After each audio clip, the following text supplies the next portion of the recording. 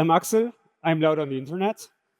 Yeah, if you know me, you probably have seen me on GitHub or Slack or Reddit, arguing with people or answering questions, in particular about generics.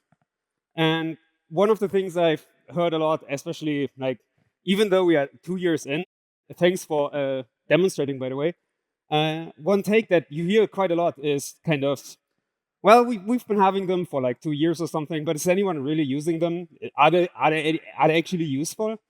And there's still like a bit of hesitancy. And here's a little bit of non-scientific proof, right? If you go on Reddit and you go Reddit and look for generics, like 3 of the top 5 posts are like, do you even use them? And there's like 2 pretty recent blog posts. They both are like, well, we've been having generics for a while, but we don't really use them. Who cares? And I think that's basically for 2 reasons. One of them is, as the Go Developer Survey 24 also pointed out, is Go generics are objectively limited, right? There is a lot of stuff people want to use generics for that they just can't use them for because the type system as it exists in Go just doesn't allow that. And I think the other reason is cultural. All right, I think there's just the discourse. The discourse is just generics are complicated, generics are for experts. You only have to care about them if you're a library author, right? And again, for this, I have brought some unscientific proof. The encapsulation of this is Robert Griesemer and Ian Lance Taylor a few years ago at GopherCon, closing their introduction to generics by saying it is essential to have good tools, but it is also essential that the tools should be used in the right way. And I agree with all of that, right?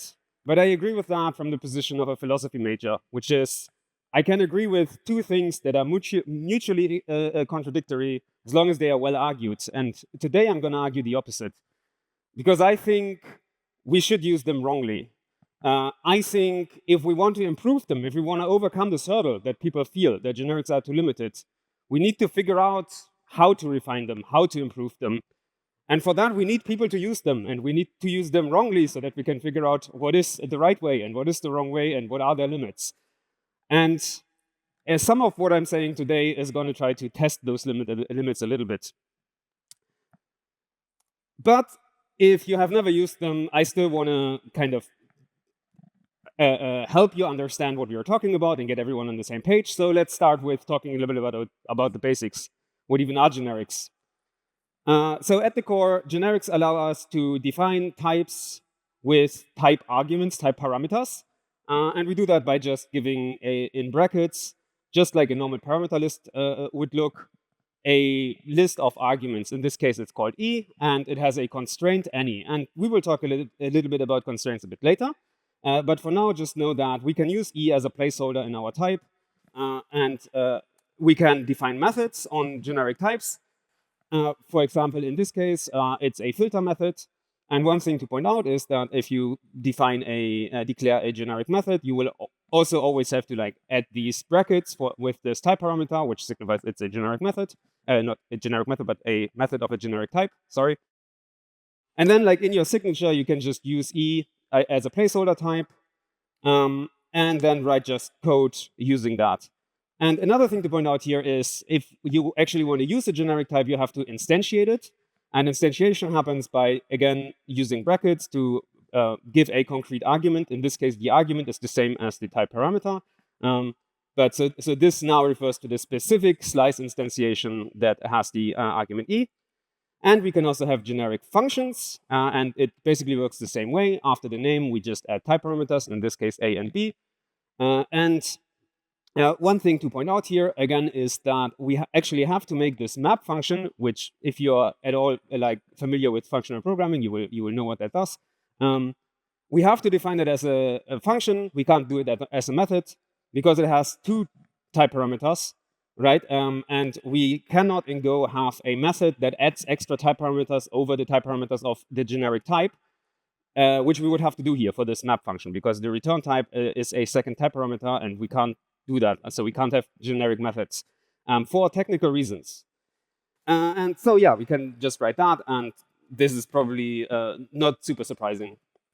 And then if you use that, we can just declare a type. And as I said, we have to instantiate it fully.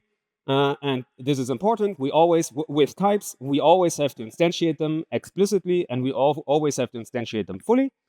And then we can just call our map function.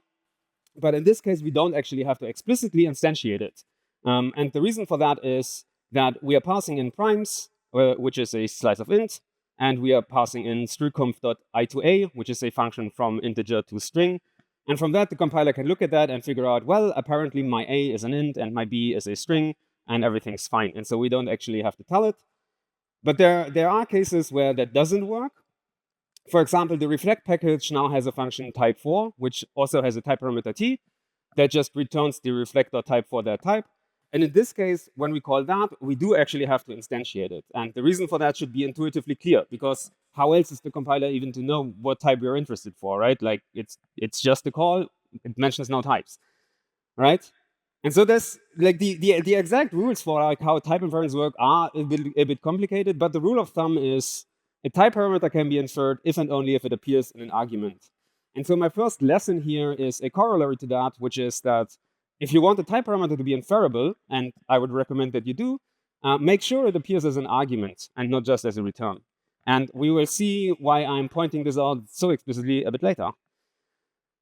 So now let's talk a little bit about constraints, because constraints are like one of the kind of hot topics, or like the sore points about this design.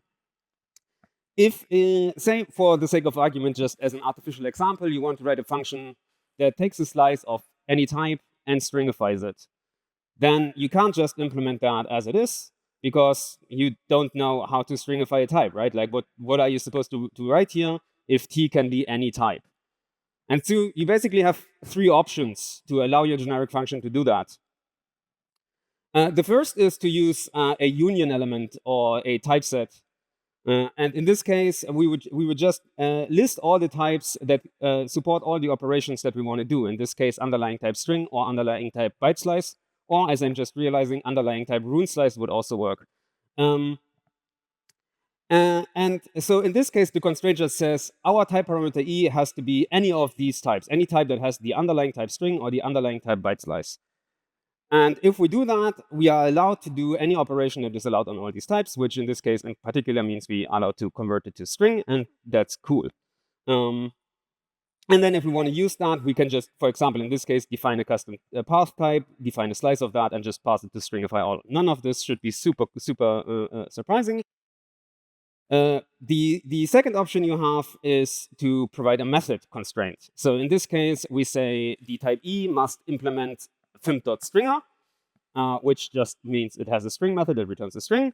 And if we have a method constraint, we are allowed to just call the method on that and use that to convert to string. And that's our second option, using a method as a constraint. And another limitation of Go is that you can't do both, right? You can't have a constraint that says it must either be one of these types or it has a string method. You have to decide which of these options you choose. And this is one of the fundamental limitations of the Go generics design. And if you use that, you can just define a slice of anything that has a string method, for example, duration in this case, and stringify them all, and just works, and you don't have to do any level of ceremony. And the third version is that you don't actually give any constraints. You just say, my type can be any type, and instead you accept a function, and this function is going to do the operation that you want to do, in this case, stringifying the value. If you do it that way, you can then just call the stringify function and use that to do the conversion. And this has the advantage that you don't actually need to declare a method on your type. You can work with composite types, right? But it has the disadvantage that now, whenever you call this function, the user actually has to specify which way to stringify, right? Like, for example, if you pass a slice of times, you still have to provide a function to stringify types. If the type has a method time, you can use a method string, you can use a method value. For example, in this case, time.time.string has the correct signature, so we can use that. But this also is a lot, like, it gives a lot of flexibility, because even if the type doesn't have a method, like ints do not have methods, you can use a function if you have one that does the thing you want to do. right? So this gives you more flexibility, and like people argue this is strictly superior because it gives you this flexibility. It is a bit more boilerplate per call, but less boilerplate per type, and so it's a trade-off.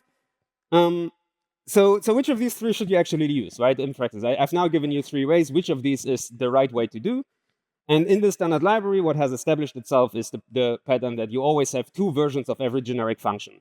One that uses a typeset or a union element, for example, comparable or kimp.ordered. Kimp.ordered is in the new kimp package a constraint that lists all the ordered types. And you have a second version, the func version, and the func version takes a function as an operator that does the thing, right? And so this is the pattern from the standard library. But I have to say, I'm a little bit, I'm not super happy with this pattern, with this idea. And to explain a little bit about, like, one reason for that is it actually would make me kind of sad because we spend a lot of time designing the constraint system for Go, right? And the spec spends a significant chunk of its complexity budget on making constraints work. And it would make me personally just a little bit sad if our best advice was, well, basically just use any and then just pass in functions. But that's more a personal thing. We can also talk about some more concrete reasons in a minute. I forgot the slide. If you have two functions, you can always usually implement one by the other. For example, in this case, I mean, you can only go in one direction. But like you can implement sort using sort func by just passing a three-way comparison function. And again, the Kim package has a convenient thing, right? But to me, this kind of idea of passing in funcs kind of breaks down once you start thinking about generic containers, right? For example, if you have a heap, which is a data structure that's basically a slice that is ordered in such a way that allows you to very efficiently remove the minimum element from it, you can do that very easily by if you constrain yourself to like order types by just having a method, like for example the heap push method. All right, it first needs to add an element, and you can just use append for that. That's fine. And then if you need to do a comparison, you just do a comparison, and that's very clear. And one thing that I would like to point out is that in this case, if you use this, the compiler will generally generate a new version of the body of this method for every shape of type that you pass in. And so it will always use a very efficient version of the machine instruction that is useful here for the less than operator. But if we're looking at doing the same thing with a func version, right? We now need a struct. We can't just have a slice because we need to keep around the compare function, the comparison function, to use them in our methods, right? And one immediate implication of this is that heap func will no longer have a useful zero value, right? And so if you're used to writing Go, you might have heard the adage that like we should always make our types have useful zero values. You can't have it with that inherently because you need this compare function. The second aspect is that in this case, if you do actually need to use the comparison, you call the h.compare field. In this case, the compiler would actually have to prove that the compare function that you're using here, like what it is. Did it change? Did it not change? And this is very hard for the compiler to prove in general. Like it is very hard for the compiler to prove that a field hasn't changed or that a global variable hasn't changed. And so in general, the compiler will have to use a dynamic call here. And if you are like familiar with performance, dynamic calls are bad. And if you are implementing a generic data structure because you're dissatisfied with, like for some reason, with the performance or whatever of the built-in data structures, you will be very, very sad if suddenly all your comparisons take 10 times as long. Right? And so methods might solve some of these if we can use methods. And so one of the questions is like, how can we use methods? Can methods solve this? And how would we do that? How would we express a constraint to do this using a method? And the naive way that you might think is you just define a compare interface, and then the compare interface has a compare method. The compare method takes a comparer and returns an int like -1 + 1 0. But if you do that, then for example, time.time, which has a compare method, does not implement comparer, because the argument to time.time is another time and not a comparer. And Go cares about that stuff. And so this doesn't work, but we can like solve that by realizing that interfaces are types and types can be generic. And so we can add a type parameter and thus express the idea of something being comparable to any type, like any specific type that we choose. And now time implements comparer of time, because now the argument to the compare function is a time, and that matches our generic interface. And so we can thus express like our method-based heap by expressing saying the type has one type parameter e, which must satisfy comparer of e. So e must be comparable to e, right? And this includes time.time, and it includes anything that has a like suitable compare method. And then if we call push, if we implement push, we call the compare method of the element, and I realize that this is not necessarily like this looks very complicated because of all the pointers and stars and whatever. You get used to that kind of stuff. But one thing I want to point out, again, in reference to my earlier stuff, in this case, in theory at least, at instantiation time, the compiler does have a strict like correspondence between the method compare and the type. And so in theory, like it doesn't have to wonder whether or not something changed, because in theory, at least at instantiation time of the thing, the compiler can optimize that and can inline it and generate efficient code, right? And so I actually think if you do have generic data structures, it might actually make sense to provide all three. Which, yes, that is annoying, but I do think there is a case to make for it. And if you do that, you still want to have like a single implementation. And the way you do that is to have a top-level function. In this case, it's called push. And that just uses the function thing, right? Like it just takes a slice of E, it takes a comparison function, it takes an element to push, and it returns a slice of E, and then it just calls comp. And then if you have your basic heap with the comparable element, comparable argument, type argument, you can just pass in again a comparison function that you get from the compare package. If you have your function version, you can pass in the compare field, and if you have a method version, you pass in the method value, right? And so at face value, this seems to contradict what I just said about like efficiency and all of that, because now we are using functions again. But one thing to realize is that in this case, we are passing comp as an argument to a function and not as a field of a struct.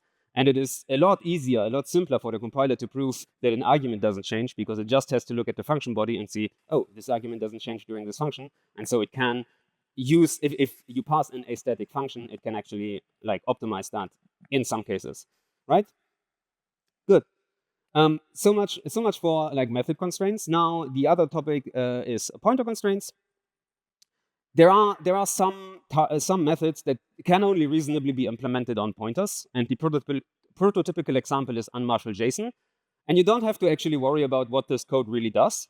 The only reason I put that here is to show, one, we need a pointer receiver because the unmarshal JSON has to modify its receiver. And second, it then does that by dereferencing a field on its receiver and setting that field, right? And those are the only two things that we care about right now.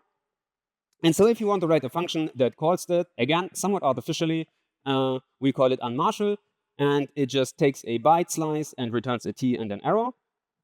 We might just do that very naively by just adding a type parameter that has to implement JSON.unmarshaller, and then we declare a value of type t, and we call unmarshal JSON on that, and we return the result. And again, this example is somewhat simple and artificial, but one, it can be generalized in more useful things, and two, it is genuinely the most common question I have heard about Go generics of how to do exactly this. So it's not that unrealistic, apparently. But if you do this, you will quickly figure out that this doesn't work, right? Because if we try to call that and instantiate our unmarshal function just with message, we will get a compiler error, because message does not satisfy JSON.unmarshaller, right? Because the method has a pointer receiver. And if you call it with a pointer instead, we will get a panic. Why? Well, because now this t in the unmarshal body is a pointer to message, so we are declaring a v of type pointer to message, and that will just be nil. And then we are calling unmarshal JSON on a null pointer, and that will just crash, right? And so the realization we need to have here is we need two types. We both need the value type to be able to allocate the storage and allocate a variable, And we also need the pointer type to actually call the variable or the method on. And so we add a second type parameter. And now t is no longer constrained by anything. Instead, pt, which is going to be the pointer to t, that is going to be constrained to be a JSON.onMarshaller. And then we try to write this code. But this still doesn't work because, of course, v is still a t, and t is any and doesn't have a method. So we need to first convert this to pt to be able to call a method. But this also doesn't work because we cannot convert a pointer to t to a pt because, well, t and pt have no relation to each other, right? They are just two random type parameters. And so we solve this by introducing a new generic type. This is something that A implements JSON.onMarshaller, but B also has a type parameter t and must be the actual type pointer to t. So this is a constraint that says to satisfy onMarshaller of t, something must be a pointer to t and have an onMarshaller method. So this is exactly the kind of constraints we were looking for. We want to say, well, I have a type and I want it to be a pointer type that has an onMarshaller method. And so we put in our onMarshaller interface into pt. And now this works, and everything will just do what it's supposed to do. Right. And now looking at this, one thing that might dissatisfy you is the fact that we have to, always have to instantiate it with two types now, right? We have to instantiate it with message and with pointer to message. And that seems really inconvenient. And it is. And we can alleviate some of that inconvenience, but it turns out the compiler is clever enough that in this case, we can just omit the second one because, well, pt has to be a pointer to t, and so the compiler can just figure out that the second parameter must be pointer to t and infer it. And so we only have to pass one. And so that's better, only having one type parameter. But better than one type parameter would be no type parameters. And remember what I said earlier, right? If we want to make it easy on our callers and not require them to explicitly instantiate our functions, one way we can do that is to make sure that our type parameters don't just appear as results, but they also appear as arguments. And one way to do that in this case is to push down the t. Instead of returning it, we are accepting a pointer to it. And now the t appears in an argument position and can be fully inferred, right? And at this point, it does get a little bit more inconvenient because we have to declare the message type, message variable in the caller. But sometimes there will always already be there. And I mean, again, it's a trade-off. Everything's a trade-off, right? But one thing we notice if we do it this way is that also we can just get rid of one of these type parameters because now we are no longer declaring a t in this function. So we can just get rid of that. And that also lets us get rid of this onMarshaller interface altogether, right? So because now we just have one type and we can just say that that's supposed to implement onMarshaller. And then actually, if we're at that point, we might realize why even use generics? We can just take a JSON.onMarshaller and have exactly the same code, and it is exactly the same level of type safety. And we will not have to care about inference and any of that.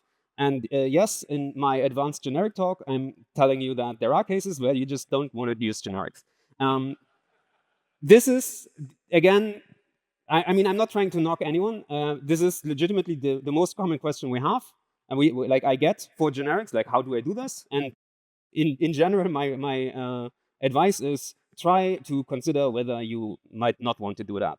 There are still cases where this is useful, which is why I mentioned that. And if you start writing generic code, you will sooner or later see this, this pointer constraint thing, which is why it's important to know, and it's important to know why it's there and how to use it.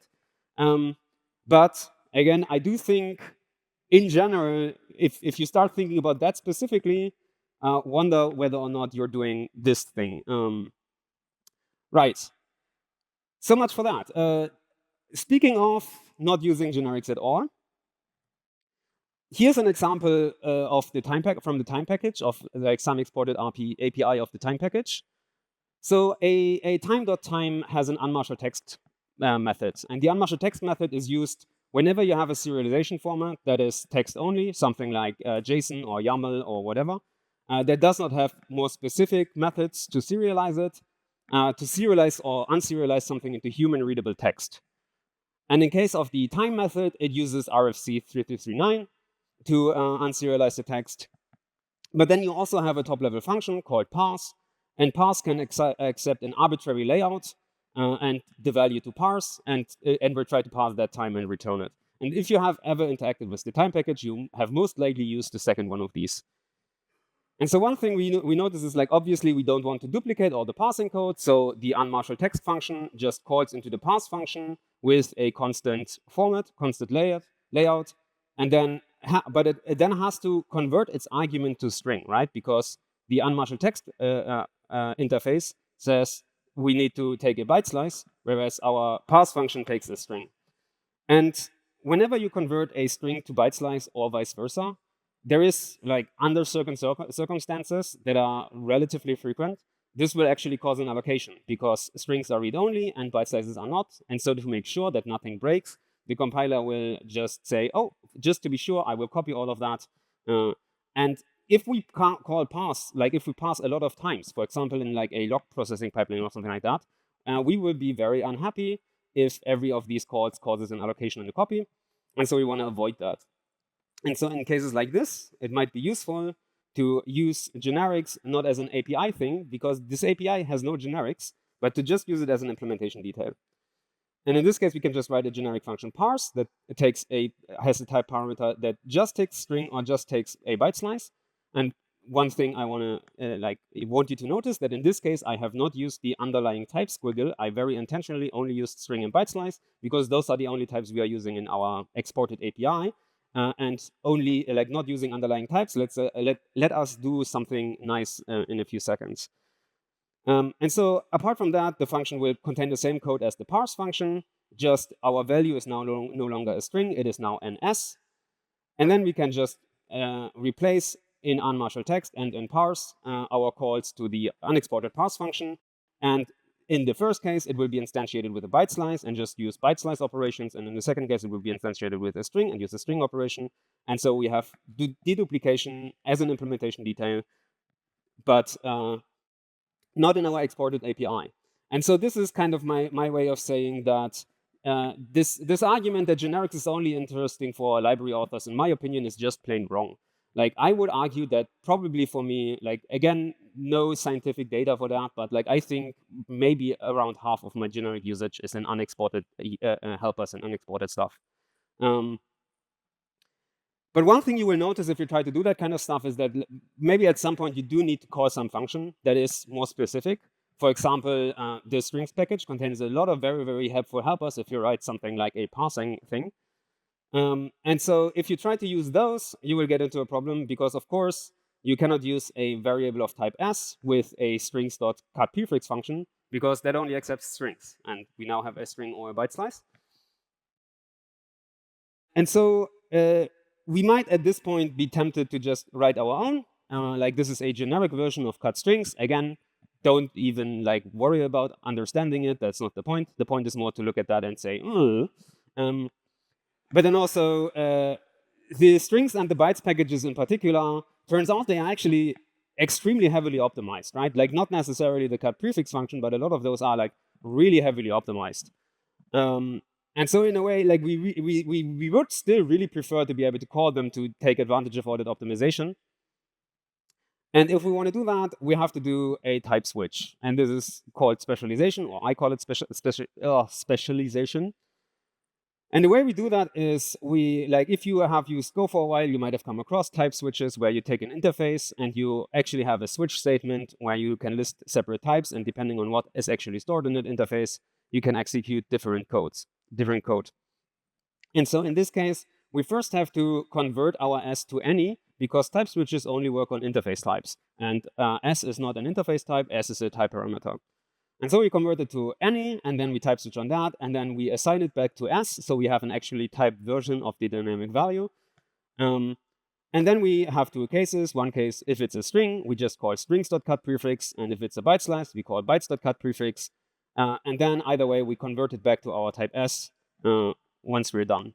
And so I mentioned this because I think it's a very, very common technique, but also so that you see, like, there is a lot of some of this is very non-intuitive, right? Like, why do we have to convert it to any? Why do we? The syntax is not necessarily intuitive, but now you've seen it, and that's good. We also have a default case, and we need that to pacify the compiler, because the compiler gets unhappy if there is no return. But in this case, and this goes back to me saying I only use string and byte slice here, in this case, we actually do know properly that this default case can never be reached. And this is important because if you have underlying type constraints in here, you actually can't do this, right? This technique just doesn't work. And again, this is something you need to know. If you have underlying type constraints, right? If I were to define my type path string and try to instantiate it with that, well, path is not exactly string, so the case will not match, and it just won't work. And at that point, you will have to use reflect, right? And so this is, again, useful to know. And if you do this kind of specialization, I would very strongly encourage you to do it just in cases like this, right? Very small, very self-contained functions that just do one thing. Because as long as they are small, the compiler will be able to inline them and optimize out the type switch, right? Because this this looks expensive. Storing something in an interface will also often incur an allocation of that. But like, if the function is small enough, you don't have to worry about that. The other reason is, well, you're writing generic code, right? If you write generic code and you find yourself that large sections of your code are in this kind of specialized type switches, then maybe your function isn't as generic as you thought, and you just shouldn't write generic code, right? Just having a single symbol in the API isn't worth it. As I mentioned before, it is sometimes very, very reasonable and a very good idea to have a non-generic API. And just use generics behind the scenes, or not use them if they don't make sense. Right, and so like the last thing I want to talk about, and definitely the most crime and the hardest and the weirdest, are phantom types. Phantom types, the term is borrowed from Haskell, and it just describes the fact that you can have a type definition that looks generic, that has a type parameter, but that does not actually use the type parameter in the type itself. So in this case, we say type X has a type parameter T, but it's just a string. There's no X going on here, right? So why would you possibly want to do that? That just seems useless. That just seems pointless. And so let me try to give you a motivating example. Let's say you have a generic function parse that is parametric on T, and it takes an IO reader and returns a T and an arrow. So one case where we use that, for example, at my day job, is we have a small helper library that parses CSV, comma-separated values, into structs, and that is parametric on T, because we have like iterators and all of that over the stuff. And we want to make all that type safe. And so if you write a parsing function in Go, you will very often find yourself, well, if it gets, it will very often use some kind of internal buffer to do its thing. And if you do that, you will very often find yourself tempted that if you call it a lot, you want to reuse your buffers, right? You don't want them to just allocate them, throw them away, allocate them again, throw them away. And so you might have some internal buffer state, and you will use a sync.pool that is just a global variable that just keeps some values around so that you can use them later if you call them often enough. And our sync.pool will just return a new buffer. And then in our parse function, we will get a new buffer from the pool. Get returns an empty interface, which is why we need a type assertion here. And then we reset it with our io.reader, and then defer, put it back in the pool, and then use it. And this is basically a very low effort way to be able to reuse state over multiple function calls, right? Like this kind of pattern, just get it from the pool, initialize it, and like defer putting it back. You will see that all the time. But now let's say our buffer state is parameterized, right? Because our parser is parameterized. And so maybe our buffer wants to special case some like optimized parsing code or whatever. If our buffer type becomes parameterized, well, if we get it from the pool, this will probably panic, right? Because our parse is generic and it might be called with different type arguments. We can't use new in the sync.pool because we don't know what the actual type argument is. So like this doesn't work, right? It would be sad if we were just to say, well, if you write generic code, you just can't have this level of optimization, right? You can't just reuse these buffers. And so one way around that is to use phantom types. So in this case, I define a type P that is parameterized on T, but it's just an empty struct, right? And I do that because if we now store these keys into any's, into empty interfaces, they will compare equal if and only if they have been initialized with the same type, right? Because if you compare two interfaces, they are equal if they have the same type and the same value. And in this case, they will have the same type if and only if they have the same type argument, right? And they will have the same value, well, all the time, whenever they have the same type, because it's an empty struct and there is just one struct value, right? And so this gives us a cheap way to have a map where we can put these like types as keys. And so instead of just having a single sync.pool, we will now have a sync.map. And the sync.map will basically map our key of t to a sync.pool that just contains parameterized buffers with t. And we write a little, like there's a little bit, like whenever you use sync.map, you will notice there will be a little bit of boilerplate involved, a little bit of ceremony. And so we will encapsulate it in a helper function called pool of t. And it just declares our key for the map. And then we look into our sync.map whether it already has a pool for this map. And if so, we will just return that. And again, we have to use type assertions here because a lot of the data structures in the standard library are unfortunately not yet generic. And if it doesn't exist, we create a new pool, we put it, like store it in our map, and then we return that, right? So again, if you've used sync.map, this is very common. Otherwise, you have now seen the pattern for the first time. This happens all the time if you use these kind of lazily initialized maps. And so now our parser can just get the pool that is associated with its type parameter, type argument, and then it gets a new buffer of t, and now this can no longer panic because we have the guarantee that the buffers that are in this pool are always of the right type. And then we can, again, put it back into the pool when we are done, and everything's fine, and we will just use our thing, right? And so this is a case where phantom types are very useful. And I call this particular use case type-keyed maps for obvious reasons. And basically, it's useful whenever you have global state, and whenever that global state in some way is parameterized on types, right? This might be this case where you have a pool. You might have like some pre-computed state that you want to do for each type. For example, like if you have a serialization library, like all the reflection state, you might want to store that in a map. Or if you're, for example, like basically anything you used to use reflect.type for as a map key, you can now use these kind of like phantom typed maps. And no longer need reflection for that particular thing. And now lastly, kind of as part of the phantom type stuff, I want to like go full out and annoy the crap out of the purists in the room by over-engineering things. Just to show what's possible. So let's say you have like some RPC client, and it has like a bunch of endpoints. And each endpoint has its own like input type, request type, and response type, and like some name that it's needed at the remote side to identify it. And you can do it like this. You just have a client struct, and it has a bunch of methods, and each method just has its argument and response type, and that works. But of course, like this is a talk about generics. All of this will have a lot of like terrible duplication, and we don't want that.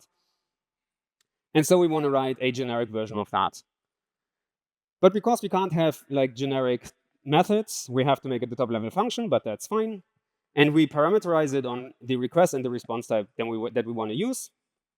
And we pass in the client. We now have to pass in the name. Previously, the name was implicit in which method was called. Now we have to pass it intentionally, explicitly, because we only have one top level call, one top level entry point. And we pass in the request, and we get a response and an error back, right? And so this works.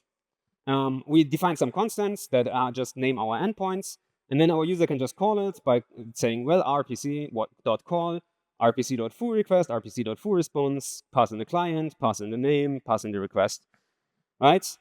But so this is obviously annoying, right? Having to always put in these like foo requests and foo responses, and like we can again fix that something with type inference, but like response happens in the as a return. And so we will always be limited with that. But the thing that is even worse is that this completely gave up on type safety, right? Because the user can just call it like instantiated with a foo request and a bar response and pass in the name of bots and like This will compile just fine, but it's absolute nonsense, right? It will just do garbage. So we don't want that. We want to prevent that. We want to make our API type safe. And one way to do that is to use phantom types. So we will define a type endpoint that is parameterized on the request and response type.